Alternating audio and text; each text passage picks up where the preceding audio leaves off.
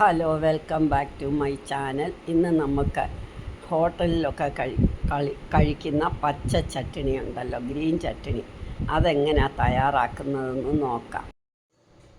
ഇതിനു വേണ്ടി എടുത്തിരിക്കുന്ന പുതിന, മല്ലിയില രണ്ടും ഞാൻ കഴുകി വൃത്തിയാക്കി വെച്ചിരിക്കുക. ഇനി അത് നമുക്ക് കുറേശ്ശെ അടർത്തിയെടുക്കാം. പുതിനയില ഇങ്ങനെ തണ്ടിന്ന് നമ്മൾ എടുക്കണം. മേൽവശം പക്ഷെ നമുക്ക് ഇങ്ങനെ ഒടിച്ചെടുക്കാം.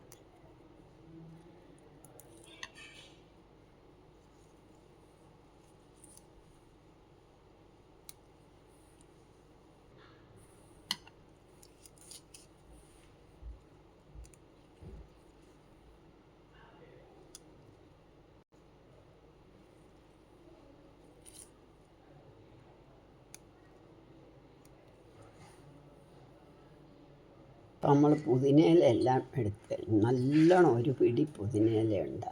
ഇനി നമുക്ക് മല്ലിയിലയും കൂടെ എടുക്കാം.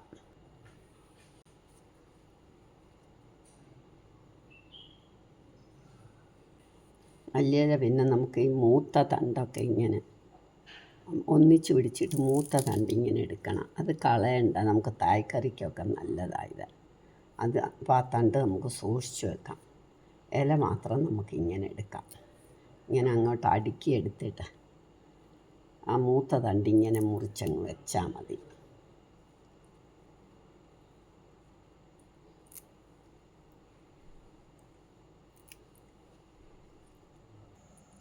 ഇനി നമുക്ക് 1 സ്പൂൺ എണ്ണ ഒഴിച്ചു.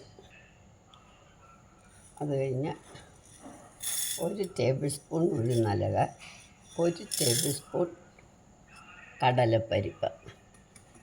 ഇത് നല്ലോണം മൂക്കണം. ഇത് മൂത്തു. അപ്പം നമുക്ക് ഇതിനകത്തോട്ട് പുതിനയില, ആദ്യം പുതിനയില ഇടണം, കറിവേപ്പില ഇടണം, മല്ലിയില ഇടണം.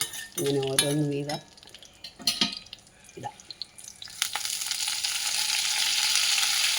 പുതിനയിലയും കറിവേപ്പിലയും കൂടെ ഒന്നിച്ചിട്ടാലും കുഴപ്പമില്ല.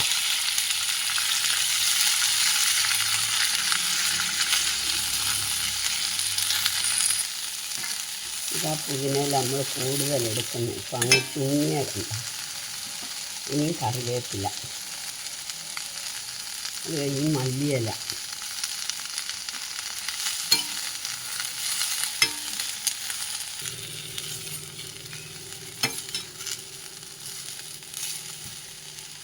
ഇനി 2 പച്ചമുളക്, ഒരു 4 ഉള്ളി, 2 വെളുത്തുള്ളി, ഒരു കഷ്ണം ഇഞ്ചി വേണം. അതിതൊന്ന് മൂക്കട്ടെ.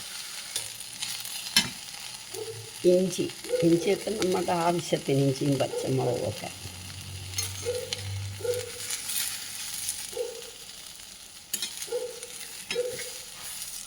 എല്ലാം ഒന്ന് വഴലണം, അത്രയേ ഉള്ളൂ കാര്യം. ഇനി തേങ്ങായ 1 കപ്പ് തേങ്ങ, ഇനി പാകത്തിന് ഉപ്പ്,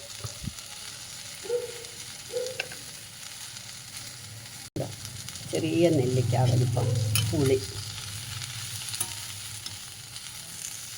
ഇതെല്ലാം കൂടെ തണുക്കുമ്പോൾ നമുക്ക് അരയ്ക്കാം.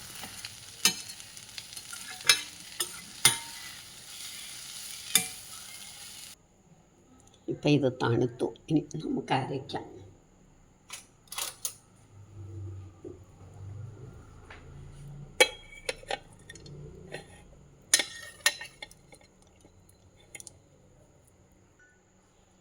നമുക്ക് ഈ പാത്രം കഴുകി സ്വല്പം വെള്ളവും കൂടെ, നല്ല അയഞ്ഞ ചട്ടിണിയാണെങ്കിൽ വെള്ളം ഒഴിക്കാം, ഇല്ലെങ്കിൽ വെള്ളം ഒഴിച്ചില്ലേലും കുഴപ്പമില്ല. ഇനി നമുക്കിത് അരയ്ക്കാം.